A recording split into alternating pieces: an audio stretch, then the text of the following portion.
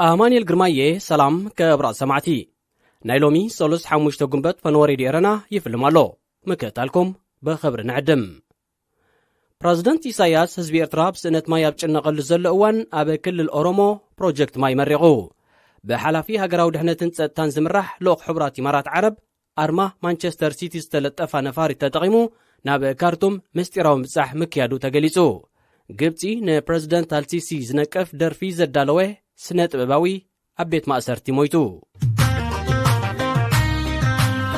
راديو إيرنا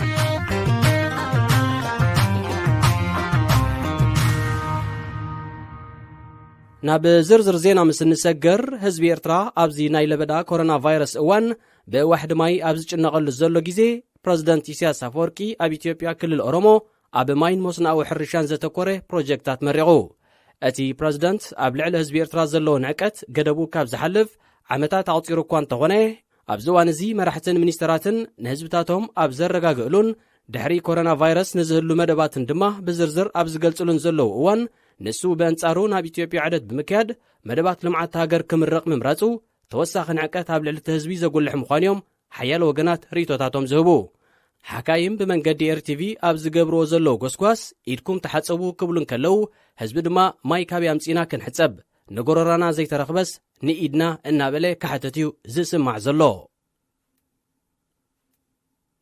بحلافي هاقراو دحنة تنسطان تحنون بين زايد زمرح لوق حبرات إمارات عرب أرما مانشستر سيتي بزتلطفا نفاريت ناب سودان دحر مئتو أب قداي ليبيان نجنرال حفتر مدقاف أبز قبر سعرتاتن كم زتميعيتو مع كان زينا ليبيا إكسبرس حبيرو الجزيرة تركبن حيالو مع كنا زينا عربون نمبصحتي لعلواي لوق حبرات إمارات عرب ناب سودان ناب زحلف السمون بمرققات علامات عدت نتيان صار منقس ليبيا زواقا زلو بجنرال حفتر زمرة حيلي نمدقاف مخانو آنا تيرن لوخات حبرات إمارات عرب بكل تنفرتي ناب كارتوم كم زاتو بمتقاس دما تحنتي أرمع عباي إنجليزايت كلاب كوعس أجري مانشستر سيتي كم زتلطفا أملكيتهم تنفرتي حيد الساعات اب كارتوم دحر مصنح ناب أبو دابي كم زمرحة تتغيسو كلب مانشستر سيتي بزعبازي أرمع أزلوا نفاري تتغيمهم أكايدوم مستبالة مستيرام صح سب سلطان إمارات ناب سودان زخون مجلسي أي هبتلون بزي كازي أب سومنتي كاب حبرات إمارات عرب زمتسات نفاريت أب كارتوم حيد الساعات دحر مصنح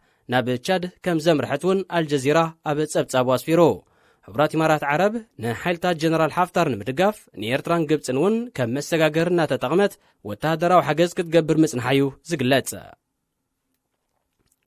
أب قبتي نبرزيدنت السيسي زنكف ناي فيديو درفي أدالي خاتبايلوز تأسرس نتباباوي أبيت مأسرتي كم زموته تتابغت سبا مسلات حبيروم أتي شادي حباش زتبهاله أب مفراي فيلم تازنتف ود 24 عامت منسي مس كالوت شمونت سنتباباوين بمخان بتقلب أب شودن زنبر دمساوي نبرزيدنت قبت زنكف موسيقى ومريت بمدلاوم يوم كان مخلت عامتات تأثيرهم زبزحو كاباتهم كلقاهم كلو شادن كالاين قنا كساب زوانزي أب بيت مأسر تتسانيحهم انتغني أب سالستزي كونتاتو بزرزر بزي تفلتت عناو مخنيات أب كايرو أب زركب بيت مأسر تتوراه مويتو قبتي حانتي كابتن نغازي تنياتاتن سنتباباوينن بصنع زقوت أصران ناصنت حساب كمغلاط زي بلنن هاجرات مخانه تتكز أزي كمزيلن كلو أب قبتي زتأوجي ناي هزوص اوان دنقاقي نتوسخي 3 وارح تناوحيو اتناي هزوص اوان أواج زي تناوحلو مخنيات مس شبراو سقاتن لبدا كورونا فيروسن زي تتحازم مخانو مع كان زينا تيفي نايل حبيرا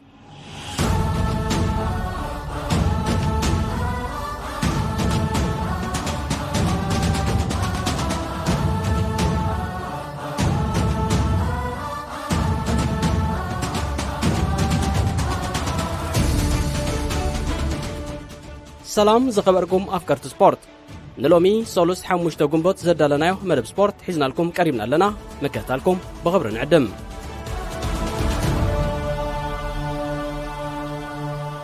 أبزي نطفتات كعسو أجري دويل اللزول لجيزي بزوحات قدايمن نطفات سبورتاين بزت تفلاليو محبراو من رقبيتات حاد حدوم أم معلالن كالمطيق أم كيادن يركبو مس برازيلاوي رونالدو لويس نازاريو ديليما أب كلب إنتر ميلان أب عامة سبورت 1998 كمون مس بورتغالاوي كريستيانو رونالدو دما كاب 2003 كساب 2008 أب كلب مانشستر يونايتد حبيرو زتتصاوته تخلخلاي أرسنال زنبره فرنساوي مايكل سيلفستر ኣብ ዝሓለፈ ሒደት መዓልታት ኣብ ጎኒ ክልቲኦም ሮናልዶ ኬንካ ተጻዊትካ ኢኻሞ መኖም ይበልጽ ዝብል ሕቶ ብቴሌቪዥን ማንቸስተር ዩናይትድ ቀሪቡሉ ነይሩ። ንሱ ድማ ምስ ክልቲኦም ሮናልዶ ኣብ ጎኖም ንሊዮኔል ሜሲ ድማ ኣንጻሩ ኮይነ ኩዕሶ ተጻዊተ ሮናልዶ ናዛሪዮ ደው ንኸተብሎ ዘይትኽእል ተጻወታዩ ኣብ ቅልጣፈ መጺኻ በቃ ፍሉዩ ብኩሉ ረቑሒታት ደረጃው ኣዝዩ ጥርዝዩ ክርስቲያኖ በብዝሒ ዝጥቀመለን ሽጣራታት ወይ ስልትታት ካብ 3-4 ስለ ዘይበዝሓ ብኸመይ ሓሊፉካ ክኸይድ ከም ዝኽእል ክትግምት ትኽእል ኢኻ። ምስ ሮናልዶ ናዛሪዮ ግን ወትሩ ዝተፈላለየ ሜል ኣሎ። ኣብ ነፍሲ ወከፍ ህልው ኩነት ሓድሽ ስልቲ እዩ ዝምህዝ ስለ ዝኾነ ናብ የማን በል ናብ ጸጋም ከተማእዝኖ ኣይትኽእልን ኢኻ። እቲ ኩነታት ብዘይገድስ በዚሉ በቲ ሓሊፉካ እዩ ዝኸይድ መምለጢ ኣይስእንን እዩ። ብተወሳኺ ኣብ ዝሃለዎ ቦታ ይሃሉ ጎል ናይ ምእታው ፍሉይ ክእለት ኣለዎ።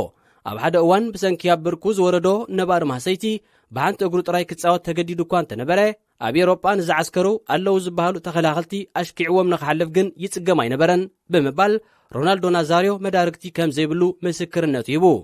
ኣብዚ ሕጂ እዋን ንእንግሊዛዊት ክለብ ቶተንሃም ዝሰልጥን ዘሎ ፖርቱጋላዊ ጆሴ ሞሪኖ ወገኑ ቅድሚ ገለ መዓልታት ናይ ኩለን እዋን ዝበለጸ ተጻዋታይ መን እዩ ንዝብል ሕቶ መልሲ ኣብ ዝሃበሉ ልክዑ ክርስቲያኖ ሮናልዶን ሊዮኔል ሜሲን ኣብ ዝሓለፈ 15 ዓመታት ኣድማዕነቶም ከይነከዩ ኣብ ዝለዓለ ደረጃ ናይ ብቕዓት ጸኒሖም እዮም። እንተኾነ ግን ብዛዕባ ጥበብን ተውህቦን ኩዕሶ እግሪ ንዛረብ እንተደኣለና ኮይና ንሮናልዶ ናዛሪዮ ዝመጣጠሮ ሰብ የለን። ተደጋጋሚ መጉዳእቲ ብርኪ ንዘመነ ጸወቱ እንተዘይሃስዮ ነይሩ ካልእ እውን ምኾነ ነይሩ። ብሓፂሩ ወዲ 19 ዓመት ሮናልዶ ናዛሪዮ ዝነበሮ ተውህቦ ዘይእመን እዩ ብምባል ብህይወቱ ካብ ዝረኣዮም ተጻወቲ ብራዚላዊ ሮናልዶ ልዕሊ ዝኾነ ይኹን ካልእ ጸብለል ከም ዝብል ሓቢሩ። ኣብ 2006 ብሉጥ ተጻዋታይ ፕላኔትና ተባሂሉ ዝተሸለመ ኢጣልያዊ ተኸላኸላይ ፋቢዮ ካናቫሮ ምስ ብራዚላዊ ተኸላኸላይ ክለብ ሪያል ማድሪድ ማርሴሎ ብመንገዲ ኢንስታግራም ብቐጥታ ዝገበሮ ዕላል ድማ ንኣርጀንቲናዊ ዲያጎ ማራዶና ኣብ ቦታ ናይ ኩሉ እዋን ዝበለጸ ተጻዋታይ ከቐምጦን ከሎ ንሮናልዶ ናዛሪዮ ከዓ እቲ እንኮ ንማራዶና ክወዳደር ዝኽእል ተጻዋታይ ብምባል ጠቒስዎ። ተኸላኸላይ ሃገራዊት ጋንታ ኢጣልያን ክለብ ኢንተር ሚላንን ዝነበረ ማርኮ ማታሬዚ ብዘይካ ምስ ክለቡን ሃገሩን ኮይኑ ኣብ ውድድራት ሴሪኣ ሻምፒዮንስ ሊግ ኤሮጳን ዋንጫ ዓለምን ዝሓፈሶ ረዘንቲ ዓወታት ብዝያዳ በቲ ፈረንሳዊ ጠቢብ ኩዕሶ እግሪ ዚነዲን ዚዳን ኣብ ዋንጫ ዓለም 2006 ኣብ ልዕሊኡ ዝተፈጸመ ናይ ርእሲ መጥቃዕቲ እዩ ዝፍለጥ። ማታሬዚ ነዚ ብዓወት ኢጣልያ 5-3 ተዛዘመ ፍጻሜ እዝን ካልእ ዛዕባታትን ኣመልኪቱ ኣብ ዝሓለፈ ሰንበት ምስ ኢጣልያዊ ጋዜጠኛ ኒኮሎ ዴቪስተስ ብቐጥታ ኣብ ኢንስታግራም ኣዕሊሉ ነይሩ።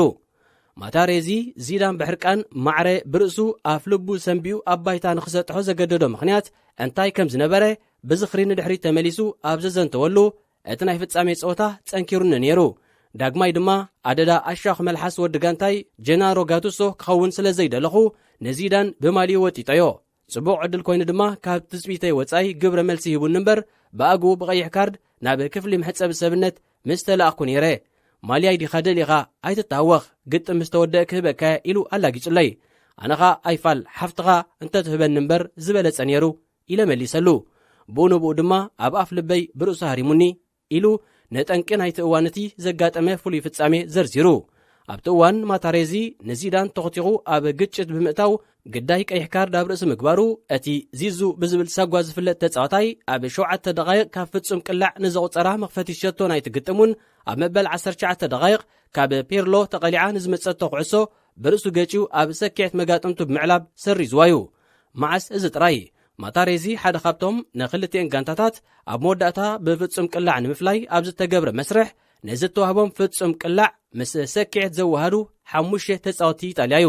ብዘይካዚ ማታሬዚ ኣብ ጎኑ ወይ ድማ ኣንጻሩ ኮይኖም ካብ ዝገጠሙ ተጻወቲ ን11 ብሉጻት ሓርዩ ናይ ሕልሚ ጋንታ ክሰርዕ ኣብ ዝተሓተተሉ ንቡፎንን የልዮ ሳዛርን ብማዕረ ኣብ ቦታ ሓላዊ ውልዳት ኮፍ ከብሎም እንከሎ ንዋልተር ሳሙኤል፣ ክሪስቲያን ቺቩ፣ ማይኮንን ካናቮሮን ኣብ መስመር ምክልኻል ንክርስቲያኖ ሮናልዶ፣ ሉዊስ ፊጎ፣ ስታንኮቪችን፣ ጀናሮ ጋቱሶን ኣብ መስመር ምክፍፋል ንሊዮኔል ሜሲን ሳሙኤል ኤቶን ድማ ኣብ መስመር መጥቃዕቲ ኣሰሊፍዎም።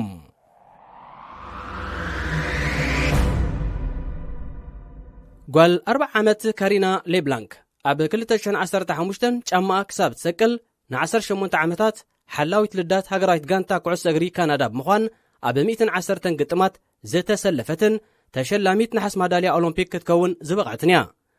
ካሪና ቅድሚ ሒደት ሳምንታት ሓደ ሰሙን ድሕሪ ምሕራሳ ማለት እዩ ናይ ስርዓተ ምስትንፋስ ጸገም ስለ ዘጓነፋ ኣብ ሆስፒታል ተዓቂባ ቀንያ ሓካይም ካሪና ብሕማም ኮሮና ቫይረስ ተለኺፋ ከይትኸውን ስለ ዝሰግኡ ነዛ ኣብ 5 ውድድራት ዋንጫ ዓለም ዝተሳተፈት ጓል ኣንስተይቲ ንኽልተ ቅነ ካብ ውላዳ ክግልልዋ ተገዲዶም ነይሮም።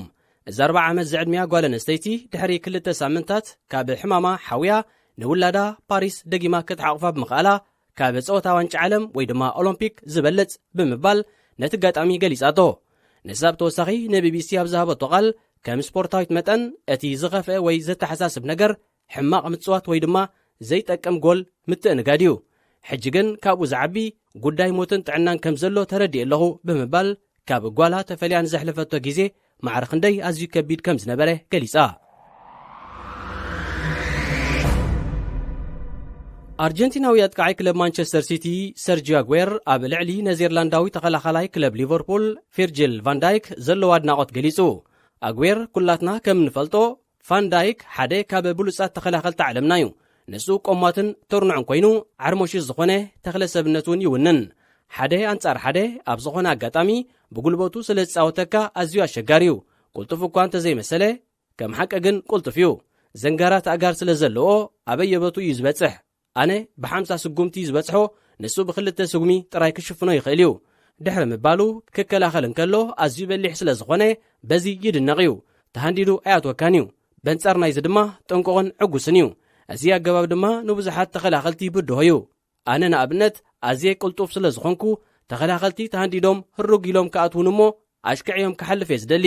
እቲ ተኸላኸላይ ከም ቫንዳይክ ክሳብ ንስኻ ተቐርቦ ሃዲኡ ደው ኢሉ ጽበየካ እንተደኣ ኮይኑ ግን ክልተ ደጋንቱ ክረድእዎ ስለ ዝመጹ ንኸተሓልፎ ኣሸጋሪ እዩ ብምባል እቲ ወዲ 28 ዓመት ተኸላኸላይ ንዝሓዞ ብልጫ ወዲሱ። ሚኒስተር ስፖርት ኢጣልያ ቪንቼንዞ ስፓዳፎራ ክለባት ሴሪያ ኢጣልያ ቅድሚ 18 ግንቦት ሓባራዊ ልምምድ ንኸይጅምራ ኣጠንቂቑ። እቲ ሚኒስተር ነዚ መጠንቀቕታዚ ደጊሙ ብቕድሚ ትማል ሰንበት ብመንገዲ ፌስቡክ ዘመሓላለፈ መንግስቲ ኣቐዲሙ ብሕታዊ ስፖርታዊ ምንቅስቓሳት ካብ 4 ግንቦት ጀሚሩ ክካየድ ከም ዝኽእል ብዝሃቦ ፍቓድ መሰረት ተጻወቲ ክለባት ሴሪያ ልክዕ ከም ካልኦት ተራ ዜጋታት ኣብ ግዳም ኮይኖም ስፖርታዊ ምንቅስቓሳት ክገብሩ ስለ ዘይክእሉ ኣብ መለማመዲ ሜዳታት ጋንታታቶም ኮይኖም ክለማመዱ ይኽእሉ እዮም ዝብል ወረ ድሕሪ ምንዝሑ እዩ። እቲ ሚኒስተር ወሲኹ ልምምድ ዝጅመረሉ ዕለት እኳ እንተተቖፅረ ውድድራት ሴሪያ ዝቐጽለሉ መዓልቲ ይኹን እዋን ግን ገና ናብ ዘተ ከም ዘይቀረበ ኣፍሊጡ። ከም በዓል ናፖሊ፣ ኢንተር ሚላን፣ ዩቬንቱስ፣ ቦሎኛን ሳሶውሎን ዝኣመሰላ ክለባት ኣብዚ ሰሙን ልምምድ ንኽጅምራ ድሮ ኣብ ምሽብሻብ ዝርከባ ክኾና እንከለዋ ገለ ካብኣተን እውን ትማሊ ንኣባላተን ሕክምናዊ ምርመራ ኣካይደናሎም ኣለዋ።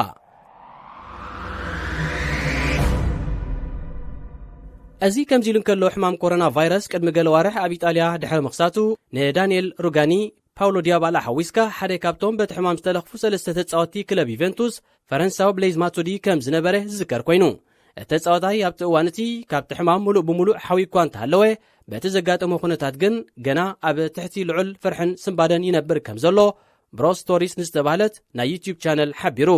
ማቱዲ ነቲ ጋጣሚ ኣዝዩ ከቢድ እዩ ኢሉ ድሕሪ ምግላጹ ነቲ ውፅኢት ምስ ፈለጥኩ ኣዝየ ተዳሂለን ፈሪሄን ንስድራ ቤተይን ይዕሩኽተይን እውን ኣመና ፈሪሄሎም ንኹልና ኣጸጋሚ እዋን እዩ ነይሩ። መጀመርያ ምስ ተለኸፍኩ ደገ ወፅውን ዝኾነ ይኹን ነገር ክሽምት ይኽእል ኣይነበርኩን። እዚ ድማ ኣመና ጭኑቕ ሰብ ገይሩኒ። እዚ ዘለናዮ ግዜ ጽቡቕ ግዜ ይኮነን። ስለ ዝኾነ ድማ ቀልጢፉ ንኸብቅዕ ባህገዩ ብምባል እዚ ንዓለምና ሸጊርዋ ዘሎ ተላባዕ ሕማም ካብ ገጽ ምድሪ ዓለም ንኽጠፍእ ተተምንዩ።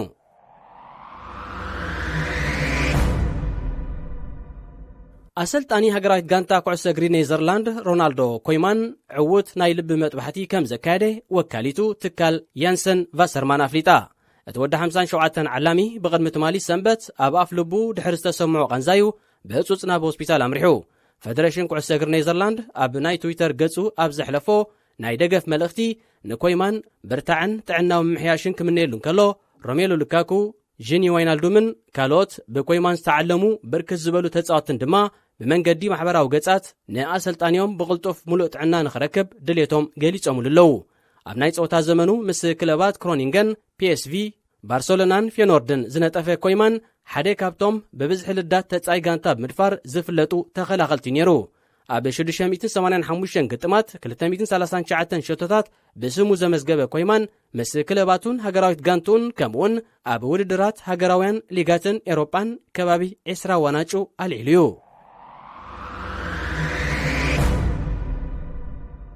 በክለባት ሊቨርፑልን ሪያል ማድሪድን ዝህደን ዘሎ ፈረንሳዊ አጥቃዒ ኪሊያን ምባፔ በክለቡ ፓሪስ ሳን ጀርማን ዝቐረበሉ ሓድሽ ውዕል ናይ ምፍራም ጠለብ ኣብ ግምት ኣትዩ የሰላስሎ ከም ዘሎ ሌኪፕ ዝተባለት ፈረንሳይት ጋዜጣ ኣብ ሕታማ ኣስፊራ።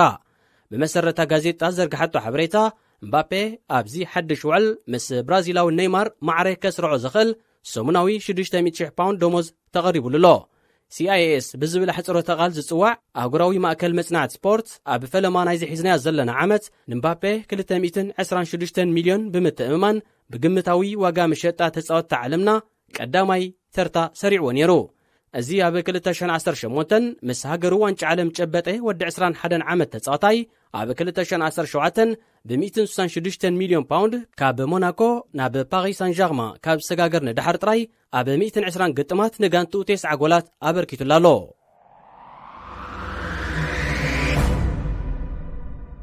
ፕረዚደንት ቬኔዙዌላ ኒኮላስ ማዱሮ ምስ ስፓኛዊት ክለብ ባርሴሎና ንኽጻወት ከም ተሰማምዕ ገሊጹ። እቲ ፕረዚደንት ነዚ ገለጸ ምስ ኣመሓዳሪ ናይ ኣብ ቬኔዙዌላ ትርከብ ኮራቦቦ ዝተባህለ ዞባ ዝኾነ ራፋኤል ላቫካ ንለበድ ሕማም ኮሮና ቫይረስ ኣመልኪቱ ብቪድዮ ኣብ ዝዘተየሉ እዩ። ኣብቲ ዝርርብ ቱታ ክለብ ባርሴሎና ለቢሱ ዝቐረበ ፕረዚደንት ማዱሮ ዕድመ ንባርሴሎና ንልምምድ ጸዊዖምን ኣለው ብምባል ተዋዝዩ። ለካቫ ወገኑ ኣብ መስመር መጥቃዕቲ ንኽስለፍ ዲኻ ምስ ባርሳ ፈሪምካ ኢሉ ነቲ ዋዛ ክሓብሮን ከሎ ማዱሮ ድማ ከም ወሃቢ ደገፍ እምበር ብምባል ምላሽ ሂቡ።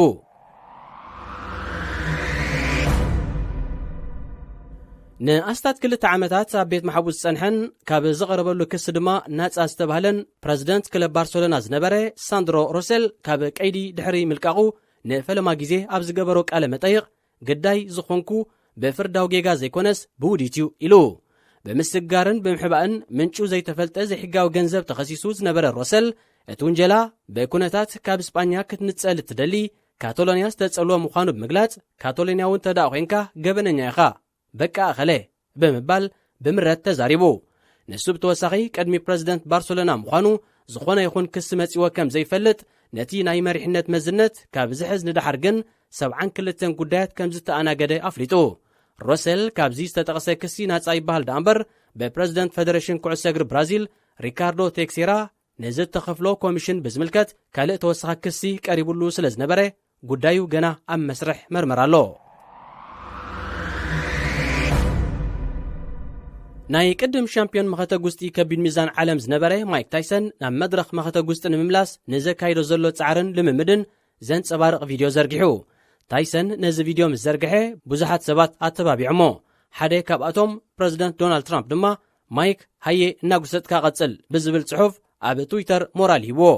ካብ መድረኽ መኸተ ጉስጢ ካብ ዝእለ 15 ዓመታት ዝመልአ ኣብ ፈለማ ኣይረን ማለት ሓጺን ብዝብል ቅጽል ስም ድሕሩ ድማ ናይ ፕላኔትና ዝሓሰመ ሰብ ብዝብል ሳጓ ዝተጸውዐ ታይሰን ምሕዝነታዊ ግጥማት ክካይ ተበጊሱ ዘሎ ንትካላት ግብረ ሰናይ ንምሕጋዝ ኢሉ እዩ።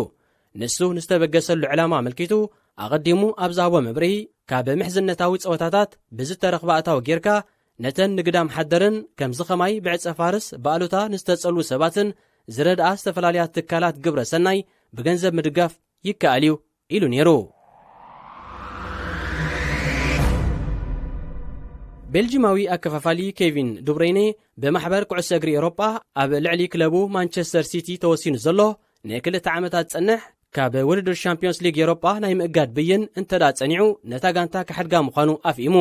ክለብ ኒውካስል ንኣርጀንቲናዊ ኣሰልጣኒ ማሪዮ ፓቸቲኖን ተዳቆፂራቶ ሃድና ናብ ብራዚላዊ ኣከፋፋላይ ክለብ ባየር ሙኒክ ፊሊፔ ኮቲኒዮ ከተቕንዕ ምዃና ተሓቢሩ።